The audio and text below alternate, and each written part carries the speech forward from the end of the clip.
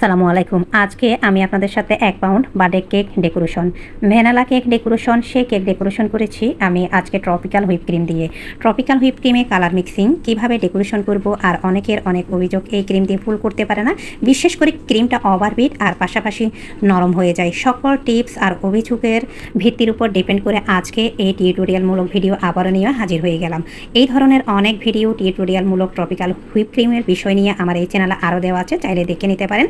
আশা করি কিছুটা হলেও উপকারে আসবে। এরই মাঝে কথা বলতে বলতে আমি এই ট্রপিক্যাল হুইপ ক্রিম বের করে নিয়েছি বরফ ঠান্ডা অবস্থায় 2টা প্যাক। একটি ছিল আনপ্যাক, আমি এখনও এটা ইউজ করিনি, সেটা রেখে দিয়েছি। আরেকটি দেখতে পাচ্ছেন অ্যারো চিহ্ন রয়েছে, সেদিক থেকে ওপেন করতে হবে। এই ক্রিম অর্ধেকটা রয়েছে আমার। আর ডিপ ফ্রিজে রাখতে হয় শুরু থেকে এই ক্রিমটা। যদি আপনাদের কেকের অর্ডার খুব ঘন আসে সেক্ষেত্রে আপনারা চাইলে নর্মাল ফ্রিজে রাখতে পারেন 1 সপ্তাহ পর্যন্ত। আর অবশ্যই ক্রিমটা আমাদের ব্যবহার করতে হবে সেমি বরফ অবস্থায়, কিছুটা বরফ আর কিছুটা থাকবে লিকুইড। আর অবশ্যই ফ্রিজ থেকে ব্যবহারের 1 ঘন্টা আগে বের করে রাখবেন। অন্যথায় যদি কেক ডেকোরেশন বা অর্ডার আসে সেক্ষেত্রে আপনারা ডিপ ফ্রিজ থেকে আগের দিন রাত্রে নর্মাল ফ্রিজে রেখে দিলে এতে করে এটা সেমি বরফে পরিণত হবে। এরই মাঝে কথা বলতে বলতে আমি 1 পাউন্ড কেকের জন্য কেকের ডেকোরেশন অনুযায়ী কিন্তু ক্রিমের কোয়ান্টিটি বা পরিমাণটা বেশি কম লাগতে পারে, এর উপর ডিপেন্ড করে আপনারা ক্রিমটা নেবেন। আমি মেজারিং কাপের 1 কাপ সেমি বরফ বা বরফ ঠান্ডা অবস্থায় নিয়েছি ট্রপিক্যাল হুইপ ক্রিম। এরই মাঝে কথা বলতে বলতে আমি আমার ইলেকট্রিক বিটারটা শুধুমাত্র একে দিয়ে আমি বিট করেছি 1 মিনিট। কিছুটা হালকা ভারী হয়ে আসার পরে আমি বিটারটা বন্ধ করে চারপাশ থেকে ক্রিমটা মাঝে এনে আবারও বিট করছি। এই কাজটা অবশ্যই ঘন ঘন 30 সেকেন্ড বা 1 মিনিট পর কিন্তু বিটার বন্ধ করে তারপর করতে হবে। বিটারটা থেমে বিটারটা কিছু সময় বন্ধ করে এর পর 30 সেকেন্ড বা 1 মিনিট করে বিট করবেন। এতে করে আপনাদের বিটার উপর কোনো প্রকার প্রেশার আসবে না। অনবরত বিটার অন করে ট্রপিক্যাল হুইপ ক্রিম 3 থেকে 4 মিনিটের মধ্যে কিন্তু পারফেক্টভাবে এই ক্রিমটা তৈরি হয়ে যায়। এতে করে অনবরত যদি আপনারা বিটারটা অন করেন, বিটার নষ্ট হয়ে যাওয়ার পসিবিলিটি অনেক বেশি রয়েছে।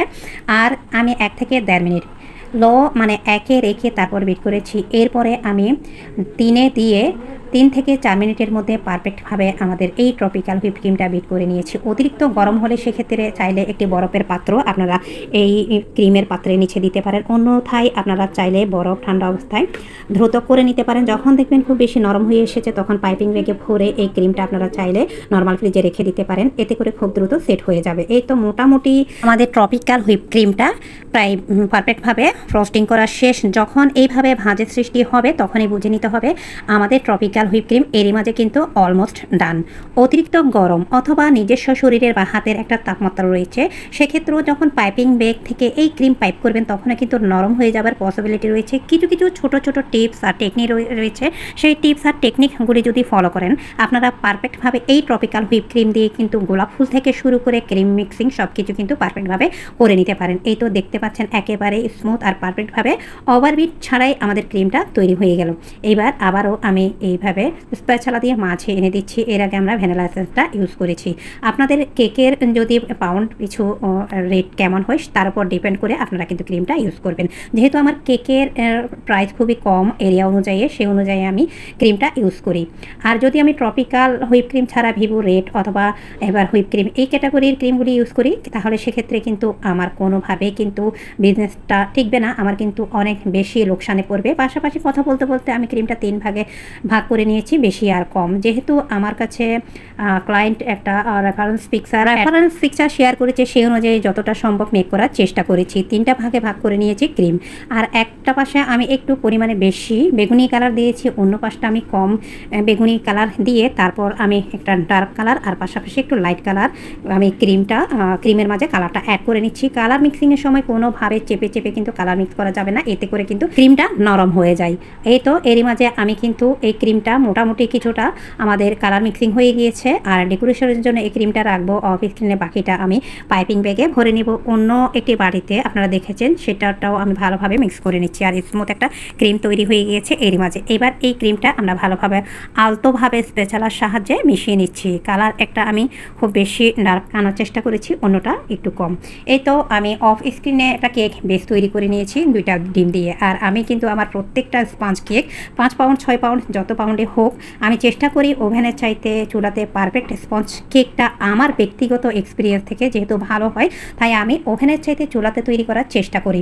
এই তো সুগার সিরাপ দিয়ে দিচ্ছি, আমি প্রথম বেসে ভালোভাবে সুগার সিরাপটা দিয়ে নিচ্ছি। আর যে কেক বেসে আমরা তেল ইউজ করব না, বিশেষ করে এই ধরনের ক্রিম ফ্রস্টিং বা বাজে কেক স্পঞ্জ কেকে, সেই কেকের মাঝে আমাদের সুগার সিরাপের পরিমাণটা একটু বেশি লাগবে, তা না হলে কিন্তু কেকটা খাওয়ার সময় এর প্রপার যে টেস্টটা সেটা আসবে না। আমি যতটা সম্ভব ক্রিমটা দিয়ে চারপাশে সমান করে দিচ্ছি।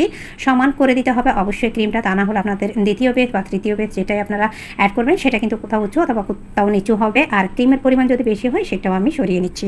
এই তো দ্বিতীয় বেসটাও দিয়ে দিচ্ছি। এরপরে যতটা সম্ভব চারপাশে ছড়িয়ে দিয়ে দিচ্ছি আমি সুগার সিরাপ। যেহেতু আমি নিচের লেয়ারটা উপরে দিয়েছি আর নিচেরটা একটু ড্রাই হয় লেয়ার, তাই উপরে আর লেয়ার আমি যে লেয়ারটা দিয়েছি সেখানে একটু সুগার সিরাপ চারপাশে সমানভাবে আর বেশি পরিমাণ দিয়ে ক্রাম কোটিং করে আমি নর্মাল ফ্রিজে রেখে দিয়েছি শুধুমাত্র 10 মিনিটের জন্য। এতে করে কিন্তু দেখা যাবে পরবর্তী সময়ে ফাইনাল যে কোটিং করব এতে কিন্তু ক্রামটা উঠে আসবে না। এই তো এরই মাঝে আমরা 10 মিনিট পরে নর্মাল ফ্রিজ থেকে বের করে এইবার ফাইনাল যে ডেকোরেশন সেটা দিয়ে দিচ্ছি।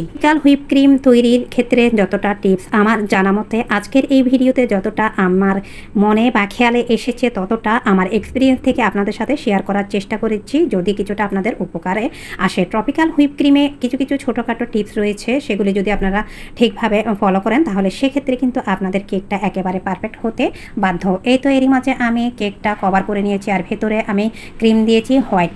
যেহেতু কালারটা যতই দামি হোক কখনোই স্বাস্থ্যের জন্য ভালো আসে না, সেক্ষেত্রে আমি চেষ্টা করেছি কালারটা একটু কম ইউজ করতে। তারপরও রেফারেন্স পিকচার অনুযায়ী ক্লায়েন্টের চাহিদা মতো চেষ্টা করেছি আমি কেকটা মেক করতে। এই তো আমি ছোটো সাইজের যে ব্রেড নাইফ সেটা দিয়ে কেক কভার করে নিয়েছি। আর ব্রেড নাইফ দিয়ে যেখানে মনে হচ্ছে ক্রিমের পরিমাণ বেশি সেখান থেকে অতিরিক্ত ক্রিমটা সরিয়ে বর্ডারে মোটামুটি চেষ্টা করেছি একটা ঝিকঝাক এই ব্রেড নাইফ দিয়ে ডিজাইন করতে। এতে করে কিন্তু ঝিকঝাক একটা ডিজাইন চলে আসে। এই তো এবার আমি 195 নাম্বার যে নজেল রয়েছে সেটা দিয়ে বর্ডারের উপরে একটা মোটামুটি এই ধরনের ডিজাইন করে দিচ্ছি। আর পাশাপাশি আরও একটি আমি ক্লোজ স্টার নজেল রয়েছে সেটা দিয়ে এই যে ডিজাইনটা করে দিয়েছি। আর খুবই সিম্পলের উপর কেকটা আমি ডেকোরেশন করার চেষ্টা করেছি।